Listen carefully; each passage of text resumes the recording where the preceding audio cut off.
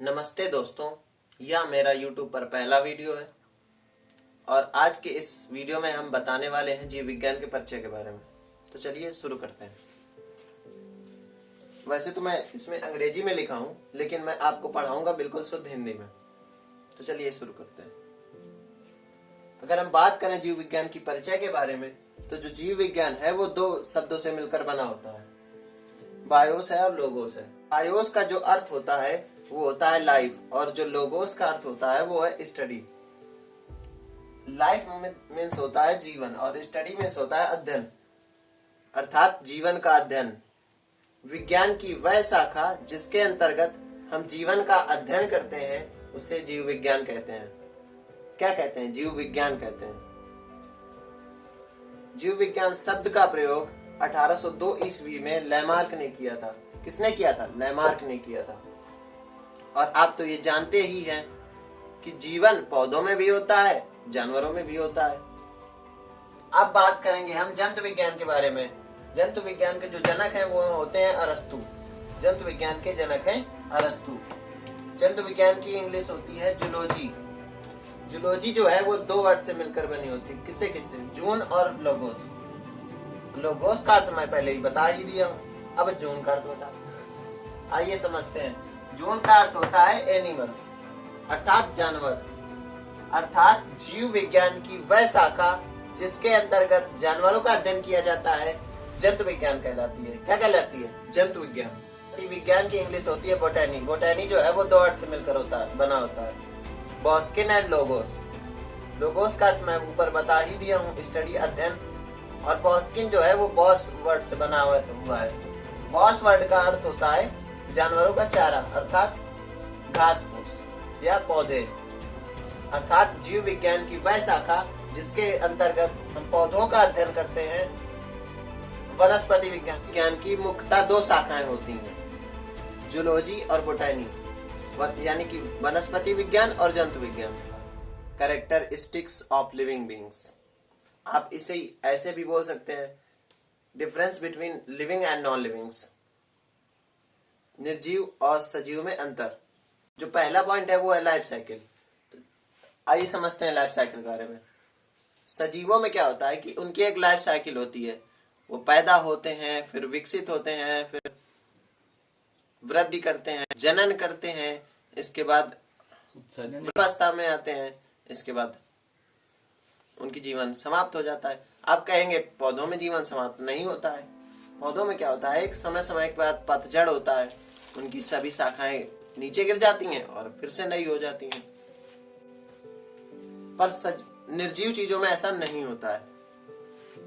अब बात करेंगे दूसरे पॉइंट की।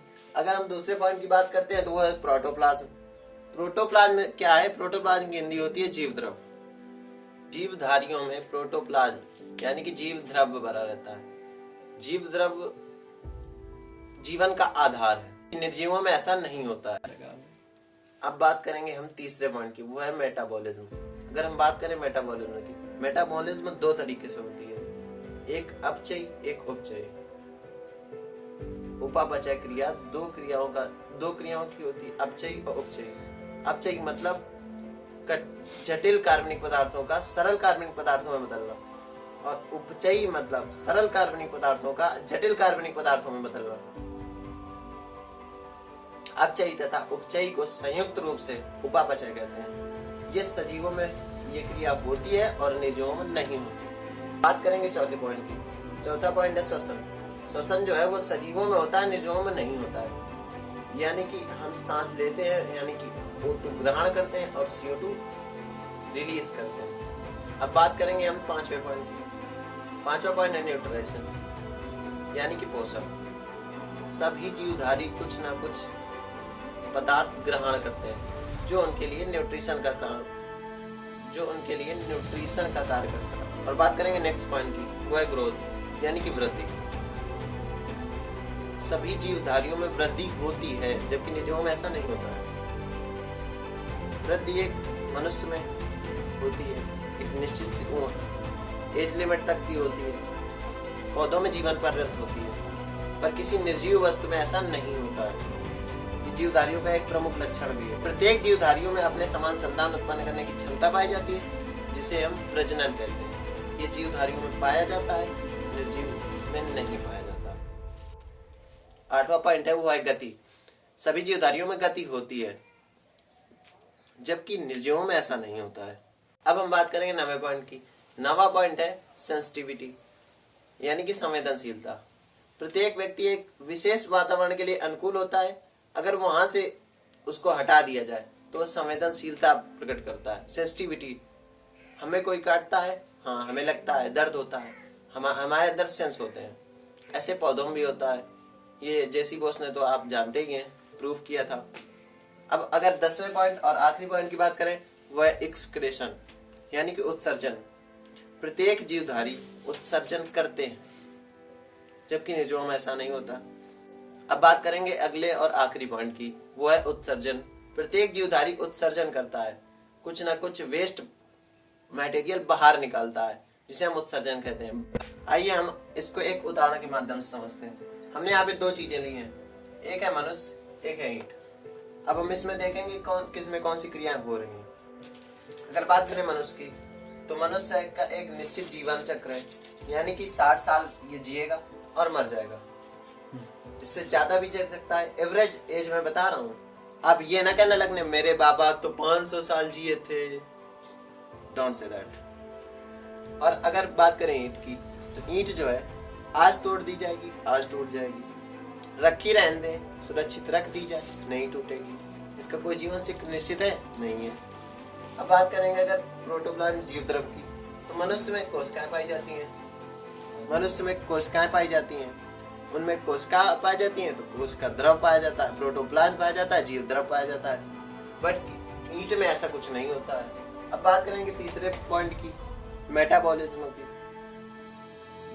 मनुष्य में आए दिन रासायनिक परिवर्तन होते रहते हैं। कार्बनिक, जटिल कार्बनिक पदार्थ सरल कार्बनिक पदार्थों में बदलते रहते हैं, यानी कि उपापचय क्रिया होती है, जबकि ईंट में ऐसा नहीं होता है। अब बात करेंगे चौथे पॉइंट की। चौथा पॉइंट है वो है श्वसन, यानी कि श्वसन जो है मनुष्य में होता है।